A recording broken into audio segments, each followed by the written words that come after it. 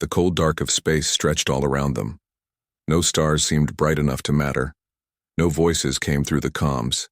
Just silence, deep and endless. Inside the broken hull of what was once the USS Valiant, two people still breathed. Kyle. Brennan sat strapped into the command chair. His face was pale, his skin dry from recycled air that barely worked. Beside him, Lila Cruz leaned over an open panel, her fingers moving slowly over fried wires and cracked screens. "Systems are dead," she said after a long pause. "Life support's holding for now, but we've got maybe 3 days." Kyle didn't answer at first. He stared out the cracked forward window where the remains of their ship floated like ghosts. The ambush had been fast. Alien ships with no markings, no signals, no warnings. They came, fired, and vanished. No one knew where they were. No one would come looking. He reached for his helmet cam and turned it on. "Message log," he muttered. "Day 4. If anyone finds this, tell our families we didn't go quietly." Lila watched him with tired eyes. Then she smiled a little. "You always say the dumbest stuff before you record something," he chuckled weakly. "Maybe I'm saving my best lines for history." They both knew there would be no history, just floating metal and forgotten names. Hours passed, or maybe days. Time lost meaning when nothing changed. Then a light blinked on the console. Lila saw it first. "Wait, that scanner, it's picking something up." Kyle looked up, disbelief in his eyes. "It's probably just static." But it wasn't. A shadow moved outside. Slow, silent, huge. A ship. Human? Enemy? Before either could speak, the lights inside. The cabin flared. Alarms blared, then died. A beam of blue light shot from above and wrapped around them. They tried to move. Couldn't. Then, everything went white. When Kyle opened his eyes, he was lying on a smooth floor. Walls pulsed with soft light. Strange symbols lined the surfaces. Voices whispered nearby, not in words, but in thoughts. Aliens. They had been taken. Kyle looked at Lila. She looked scared, but also curious. "Well," she said softly, "at least we're not dead." "Not yet," he replied. Outside the room, figures moved behind clear walls. Tall, thin beings with eyes too large and hands too many.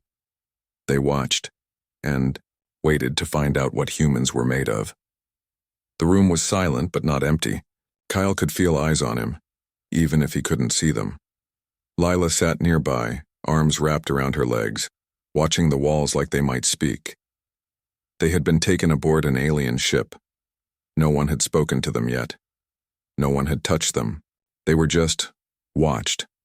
After what felt like hours, the door slid open without a sound. A tall figure stepped inside. It was like something from a dream or a nightmare. Pale skin, long limbs, eyes too big and black like deep space. It didn't walk so much as glide. Behind it, 2 more followed. One raised a hand. A voice echoed in Kyle's head. Not loud, not soft, just there. "You are alive. We did not expect." This. Kyle blinked. Who are you?" Another pause. "Then we are Zenthari."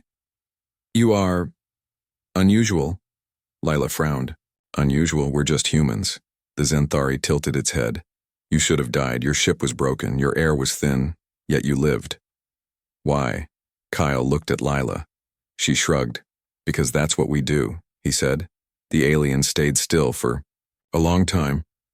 Then they left, the door sliding shut behind them. Hours passed. Maybe days. Meals arrived through slots in the wall, strange food, tasteless but filling. Water came the same way. They were kept separate now. Kyle alone in one room, Lila in another. He tried to stay alert, tried to plan. But after a while, all he could do was wait. Then one day a screen lit up on the wall. A face appeared. Not Zenthari. Human. "This is Captain Nina Garcia," the woman said. "If you're seeing this, you're not alone anymore." Kyle stared at the screen. Hope stirred in his chest. But before he could react, the screen went dark, and the tests began. Machines scanned him. Questions came through speakers. Sometimes real voices asked things. Sometimes thoughts pressed into his mind. How long can you survive? What do you fear most? Why do you keep going? He answered when he could. Refused when he wanted. They studied him like he was something new. Something strange. And maybe he was. Because humans didn't give up. Not ever. Even in the dark, with no way out, they found a reason to keep breathing, and that scared something ancient in the Zenthari. Something they had forgotten how to feel. Hope. Life on the Zenthari ship moved slowly, like time meant nothing to them. But for Kyle and Lila, every second mattered. They were still kept apart, tested, watched, asked strange questions, sometimes by voice, sometimes by thought. But not all the Zenthari were the same. One of them started to visit Kyle, not as part of the tests, just came. His name was Terrell. Younger than the others. Curious. He didn't speak at first, only watched, listened. Then one day he sat down and said, "Your kind does not stop." Kyle looked at him. "We try not." Terrell tilted his head. "Why?" "Because giving up means losing," Kyle said. "And we don't like to lose." Terrell stayed quiet for a long time. Then he left. But he came back the next day. And the next, he asked about Earth, about families, about war, about music, about why humans laughed when things went wrong. Kyle answered as best he could. Slowly, something changed. Terrell began to bring small things. A photo. A book. Once, a piece of fruit that smelled like oranges. "Where did you get this?" Kyle asked. "I grew it," Terrell said, "in a lab." Kyle smiled. "You're growing Earth food now?" Terrell didn't smile, but his eyes softened. "I am learning." Meanwhile, Lila was being studied too. She was smart, fast, strong. She refused to break, even under pressure. One test lasted hours. They made her solve puzzles while lights flashed, and sounds screamed around her. She finished them all. The Zenthari watching her whispered to each other. One said, "This one fights without weapons." Another replied, "Perhaps that is their way." Lila was tired, angry, scared, but she never stopped trying, and the more they watched, the more the Zenthari realized. They didn't understand humans at all. They had seen many species give up when faced with death. But these two? They kept going, like sparks in the dark. Terrell started to share what he learned with others his age. Stories of Earth. Of how humans built cities from dust, sailed oceans before they knew where they led, flew into space with fire and hope. Some Zenthari youth listened, some laughed. But a few looked like they wanted more, like they had been asleep for 1,000 years, and humans had just woken them up. Outside the ship, stars burned bright, and somewhere far away, a signal was sent. A call for help. From Earth, heading their way. Terrell moved through the halls of the Zenthari ship like someone with a secret. His steps were quick, his eyes always watching. He had changed since he first met Kyle and Lila. He asked more questions. He looked at things differently. He was not the only one. Some of the younger Zenthari began to gather when he spoke. They listened as he told them about Earth, about how humans lived short lives but filled them with meaning, how they fought for each other, how they built, dreamed, and died trying to reach the stars. They found it strange, beautiful, dangerous. One night, Terrell brought Kyle something wrapped in cloth. "What's this?" Kyle asked. "A gift," Terrell said. "From me and from others like me." Kyle unwrapped it. Inside was a small device, old, broken in places. "It's a comms unit," Kyle said, surprised. "You can fix it," Terrell said, "and send a message." Kyle looked at him. "Why are you helping us?" Terrell didn't answer right away. "Because you showed me what we lost. Hope, fire, purpose." Kyle stared at the device. If he could make it work, he could reach someone, anyone. But The Xanthari were watching. Always. So he worked in silence. Late at night, with bits of wire and stolen parts. Meanwhile, Lila found her own way to fight back. She learned the layout of the ship, watched the guards, memorized routines. When no one was looking, she took notes, left marks on walls, passed messages to Terrell. Slowly, a plan formed: escape. Not just for them, but for something bigger. One day, Terrell came to Kyle with news. "The Council knows what we're doing," he whispered. "They fear you. Both of you." "Then why haven't they killed us?" Kyle asked. "Because they don't understand you," Terrell said. "And that scares them." Kyle looked out through the observation window. Stars passed by like silent watchers. "Then let's give them something else to fear," he said. Lila joined them soon after, tired but ready. "I think I found a way off this ship," she said. Terrell nodded. "Then we must move fast, before they stop us." They had no weapons, no armor, no backup. But they had something the Xanthari did not. Heart. And when humans have heart, they do impossible things like escape a prison among the stars. The escape began with silence. Kyle, Lila, and Terrell moved through the halls of the Xanthari ship like shadows. No alarms, no lights. Just cold metal underfoot and stars outside the walls.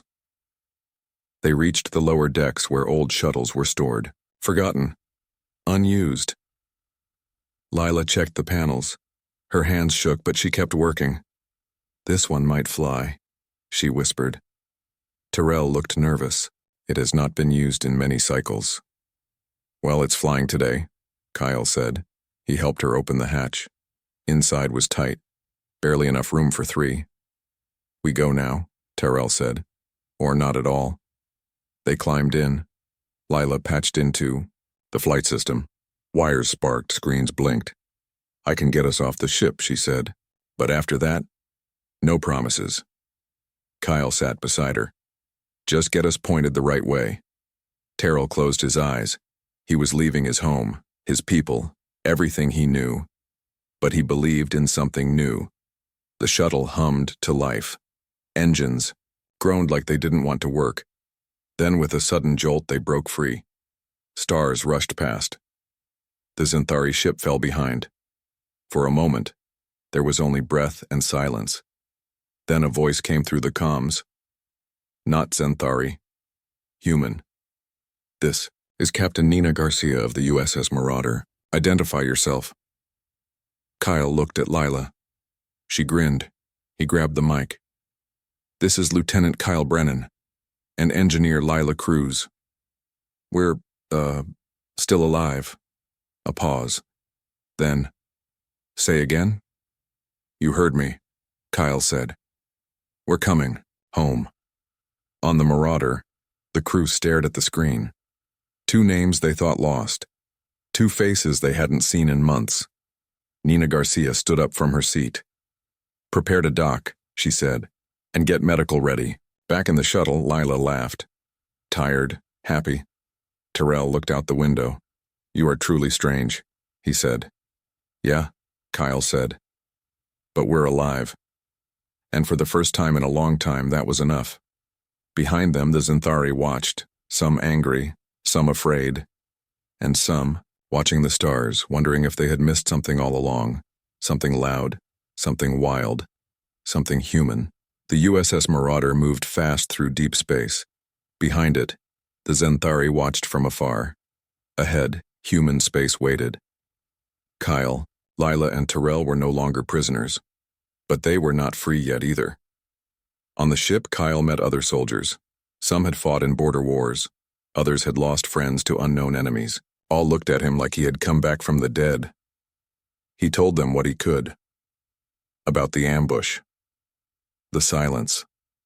The long wait for death. And how they survived. They listened. Nodded. Respected. But there was more to come. Lila worked with the engineers. She showed them alien tech. Explained what she had learned. Taught them how the Xanthari thought. They were smart. Cold. Old. but not unbeatable. Terrell spent time with Captain Garcia. He asked questions, watched humans talk, laugh, argue, fight, and build. "You are loud," he said one day. She smiled. "Yeah, we are." He thought about that. Meanwhile, messages flew ahead of them. Coded signals sent to command, reports filed, warnings given. The Xanthari had taken humans before. Now they had returned one, and that changed everything. Back on Earth, news spread, not just among leaders and generals, but among people. 2 heroes came home, and they brought an alien with them. Some feared what that meant, others saw something else. Hope, a chance to reach beyond fear, to understand, to fight back. When the Marauder docked at a large station near Earth, the 3 stepped off together. Cameras flashed, voices rose, officials waited. Garcia walked beside them. "Ready?" she asked. Kyle looked around.